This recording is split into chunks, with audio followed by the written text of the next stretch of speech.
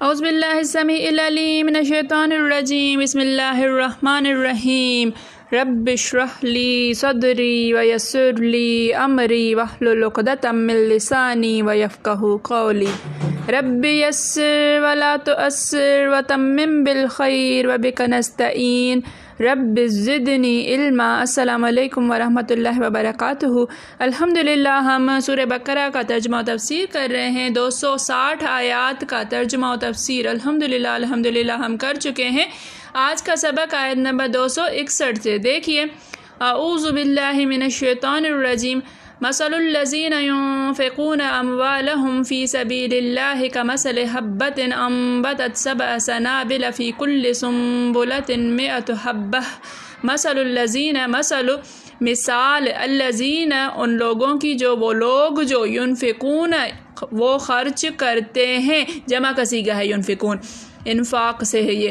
مثل الذین ینفقون ان لوگوں کی مثال جو خرچ کرتے ہیں، اموالہم اموال مال کی جمع ہے، مال ہم اپنے مال، فی سبیل اللہ فی میں سبیل راستہ اللہ کے راستے میں، کمثل کا جیسے کہ گویا کہ مثال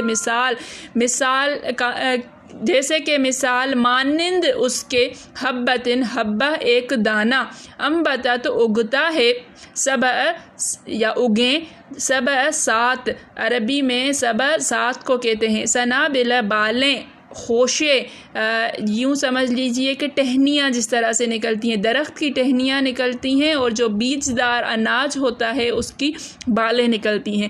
فی کل سنبلۃ فی میں کل ہر ایک، سنبلۃ ہر بال میں، مئۃ 100 حبۃ دانے، ہر بال میں 100 دانے، واللہ اور اللہ یضاعف بڑھا دیتا ہے، دگنا کر دیتا ہے، لمن لے کے لیے، من جس کے لیے، یشاء وہ چاہتا ہے، جس کے لیے وہ چاہتا ہے بڑھا دیتا ہے، واللہ اور اللہ واسع وسعت والا، علیم جاننے والا ہے۔ مثل الذین ينفقون اموالهم فی سبیل اللہ، مثال ان لوگوں کی جو اپنے مال کو اللہ کی راہ میں خرچ کرتے ہیں، کمثل حبۃ انبتت سبع سنابل مانند اس ایک دانے کی جس کی 7 بالیں اگیں، فی کل سنبلۃ مئۃ حبۃ ہر ایک بال میں 100 دانہ ہو، واللہ یضاعف لمن یشاء اور اللہ تعالیٰ بڑھا دیتا ہے جس کسی کے لیے بھی چاہے، واللہ واسع علیم اور اللہ وسعت والا جاننے والا ہے۔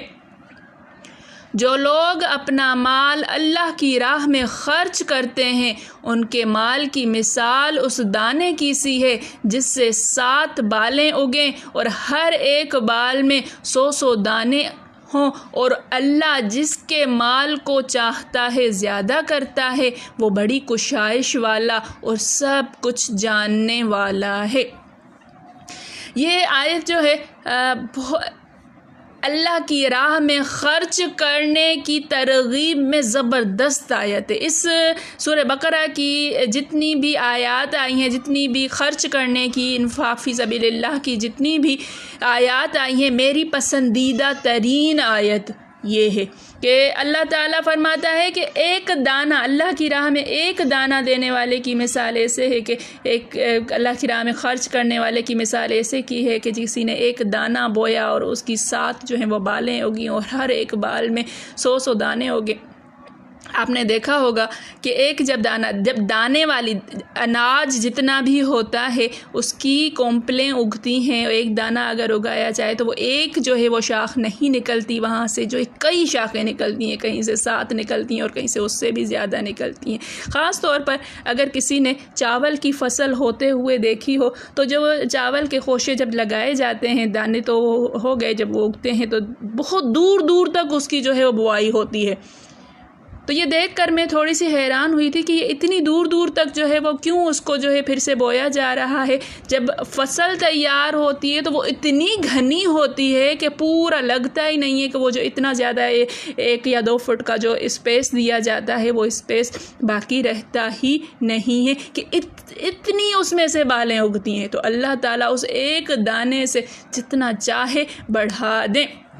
اس آیت میں بیان ہو رہا ہے کہ جو شخص اللہ تعالیٰ کی رضامندی کی طلب میں اپنے مال کو خرچ کرے، یہ والا جو جملہ ہے کہ اللہ تعالیٰ کی رضا کی طلب، اسے بڑی برکتیں اور بہت بڑے ثواب ملتے ہیں اور نیکیاں 700 گنا کر دی جاتی ہیں. تو فرمایا وہ لوگ ہیں جو اللہ کی راہ میں یعنی اللہ کی فرمانبرداری میں، جہاد کے گھوڑوں کو پالنے میں، ہتھیار خریدنے میں، حج کرنے اور کرانے میں خرچ کرتے ہیں. اللہ کے نام دیے ہوئے کی مثال کس پاکیزگی سے بیان ہو رہی ہے، جو آنکھوں میں کھپ جائے، جو دل میں گھر کر جائے. ایک دم یوں فرما دیتا ہے کہ 1 کے بدلے 700 ملیں گے. سوچئے، میں نے 1 روپیہ دیا اور اس کے بدلے میں 700 ملیں گے. اس سے بہت زیادہ لطافت اس کلام اور اس کی مثال میں ہے، اور اس میں اشارہ ہے کہ اعمال صالحہ اللہ کے پاس بڑھتے رہتے ہیں، جس طرح تمہارے بوئے ہوئے بیج کھیت میں بڑھتے رہتے ہیں. اس آیت کی تفسیر کو آگے چلاتے ہوئے، جس طرح سے جب کھیت جو ہے وہ اگایا جاتا ہے تو اس کو موسموں کی گرمی سردی کو دیکھا جاتا ہے، اس کو جو ہے وہ کیڑے مار دوائیاں بھی لگائی جاتی ہیں، اس کی حفاظت کی جاتی ہے، اس سے کچرا ہٹایا جاتا ہے تاکہ فصل اچھی بنے. اپنا مال جب اللہ کی راہ میں دیا جاتا ہے نا، تو یہ وہی ہے کہ ایک فصل اگائی جا رہی ہے. اس فصل کو تانوں سے، تشنوں سے، اس فصل کو جو ہے وہ بار بار جتانے سے خراب مت کیا کیجئے، اس کی حفاظت کیا کیجئے. اس کو تناور درخت ہونے یہ وہ پودے ہیں جو ہم لگاتے ہیں جن کو تناور درخت ہونا ہے اور وہ پھل دیں گے. جتنی اس کی حفاظت کی جائے گی، وہ جتنا اس کو بچایا جائے گا وہ اتنا زیادہ پھل دے گا. چھوٹی سی مثال دیتی ہوں آپ کو کہ میں نے 2 دن پہلے بلی کو، بلکہ کل جو ہے بلی کو کچھ کھانے کے لیے دیا. تو اب میں تو اپنی پہلے تو جو ہے وہ میں اس کو اللہ کی رضا کے لیے دے رہی تھی، وہ کھاتی جا رہی تھی، میں دیتی جا رہی تھی. تب بھی وہ مجھے نہیں چھوڑ رہی تھی، اور دو. تو میرے منہ سے نکل گیا کہ آدھی روٹی یہ کھا چکی ہے، اس کے بعد بھی تنگ کر رہی ہے. تو میرا یہ تانا دینا، یہ بار بار بتانا کہ اس کو آدھی روٹی میں کھلا چکی ہوں، یہ جو میرا جو دینا تھا وہ میں نے اپنے الفاظ کے ساتھ ضائع کر دیا. وہ میرا نوالے بنانا، پیار سے دینا، وہ جو کچھ بھی تھا میں نے اس کو تانا دیا، میں نے جتایا. میرا جتانا جو ہے مجھے ایسے لگا کہ میں نے اپنے کیے پر خود پانی پھیر دیا کہ اتنا دیا ہے پھر بھی اتنا یہ کھا چکی ہے.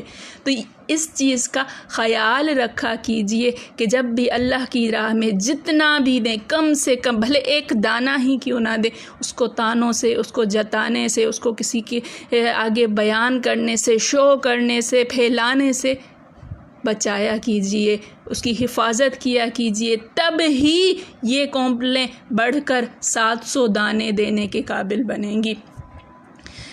مسند احمد میں حدیث ہے کہ رسول اللہ صلی اللہ علیہ وسلم، احمد مجتبیٰ محمد مصطفیٰ صلی اللہ علیہ وسلم فرماتے ہیں، جو شخص اپنی بچی ہوئی چیز فی سبیل اللہ دیتا ہے اسے 700 کا ثواب ملتا ہے. حدیث کو آگے بڑھاتے ہوئے اس جملے پر غور کیجئے کہ جو بچی ہوئی چیز ہے اس کو دینے کا 700 گنا ثواب ہے، اور اگر اپنے اس پورے مال میں سے خاص طور پر پہلے سے نکال کر دینے کا ثواب کس قدر ہوگا یہ سوچئے.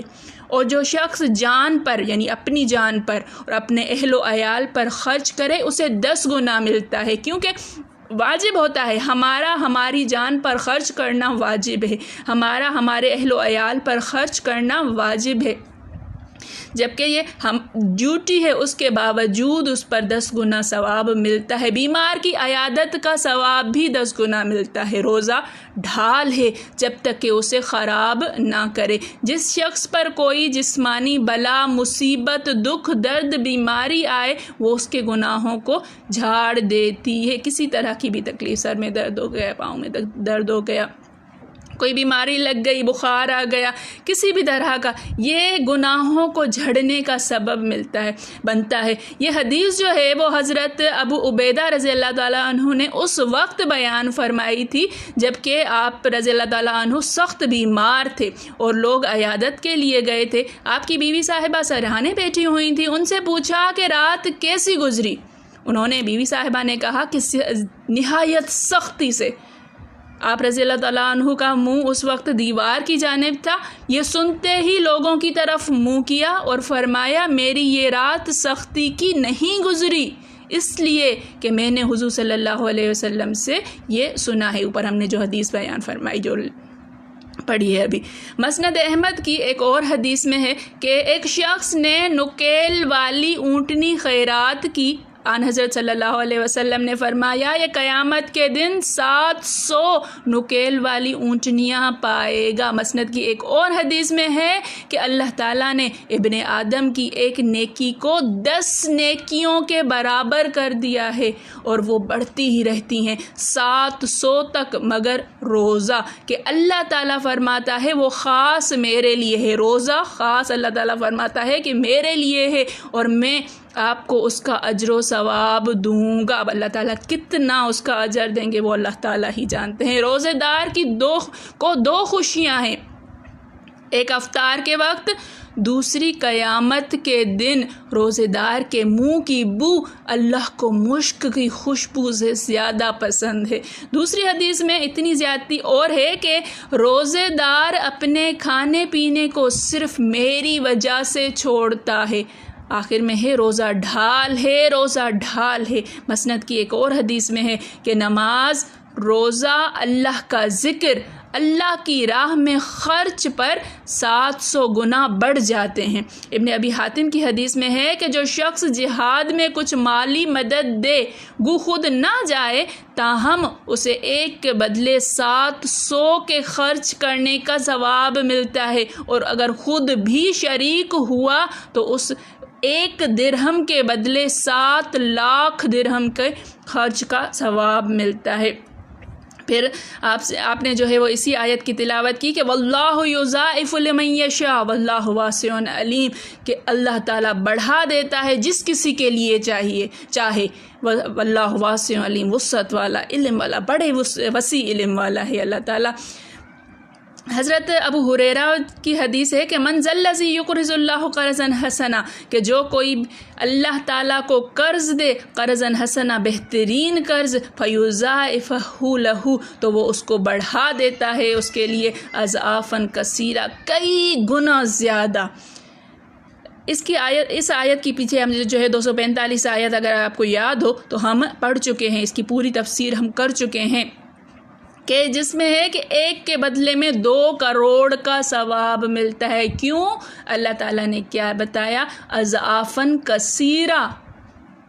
اب اللہ تعالیٰ کا کثیر کس قدر ہوگا، کتنا ہوگا، ہم میں سے کوئی جو ہے وہ اس کا حساب نہیں لگا سکتا. ابن مردویہ میں ہے کہ جب یہ آیت نازل ہوئی تو نبی کریم صلی اللہ علیہ وآلہ وسلم نے دعا کی کہ اے اللہ میری امت کو کچھ اور زیادتی عطا فرما.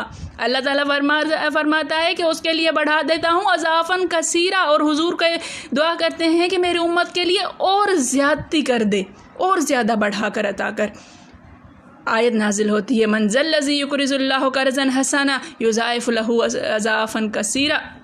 اچھا، اوپر والی کہ جو واللہ یضاعف لمن یشاء، جس کے لیے وہ چاہے تو بڑھائے، تو یہ والی آیت نازل ہوئی ہے. پھر آپ نے دوبارہ سے دعا کی ہے، پھر بھی آپ صلی اللہ علیہ وآلہ وسلم نے دعا کی ہے، تو پھر آیت نازل ہوئے انما یوفی الصابرون، اللہ تعالیٰ صبر کرنے والوں کو کون سا اجر دیتا ہے؟ اجرہم بغیر حساب، بغیر حساب کے. اب لاکھوں کروڑوں کی بات نہیں ہو رہی ہے، اب جو ہے وہ 700 کی بات نہیں ہو رہی ہے، اب 10 گنا کی بات نہیں ہو رہی ہے۔ اللہ تعالیٰ کہتا ہے اجرہم بغیر حساب، ان کا اجر بغیر حساب کے ہے، اب کوئی حساب نہیں ہے۔ پس ثابت ہوا کہ جب قدر اخلاص عمل میں ہو، جتنا اخلاص ہمارے عمل میں ہوگا اسی قدر ثواب میں زیادتی ہوتی جاتی ہے۔